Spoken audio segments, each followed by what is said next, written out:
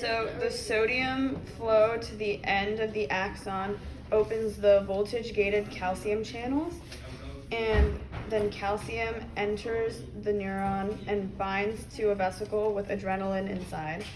The vesicle then moves to the end and releases adrenaline into the synapse. The adrenaline binds to adrenaline-gated sodium channels on the dendrite of the next neuron, and sodium then can enter that neuron and make the inside of it more positive, which generates an action potential.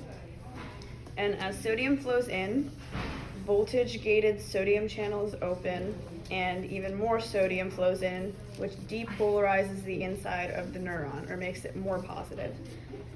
And this causes voltage-gated potassium channels to open, which allows potassium to flow out of the cell, making the inside more negative and repolarizes the inside of the cell.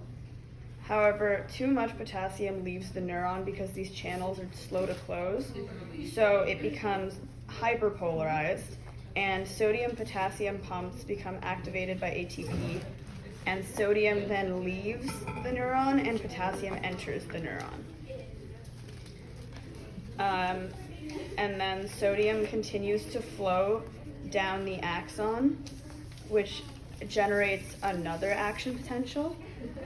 So sodium enters through the voltage-gated sodium channels, potassium leaves through the voltage-gated potassium channels, and then the neuron goes back to its resting state by through the sodium-potassium pump, where sodium leaves and potassium enters.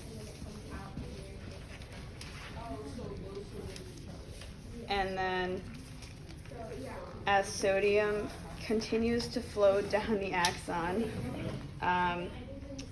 it activates another voltage-gated calcium channel, and calcium enters the neuron and binds to a vesicle with acetylcholine, which then the acetylcholine is released into the synapse and binds to acetylcholine-gated sodium channels on the muscle, which allows sodium to flow into the muscle, and that generates an action potential which allows the muscle to contract.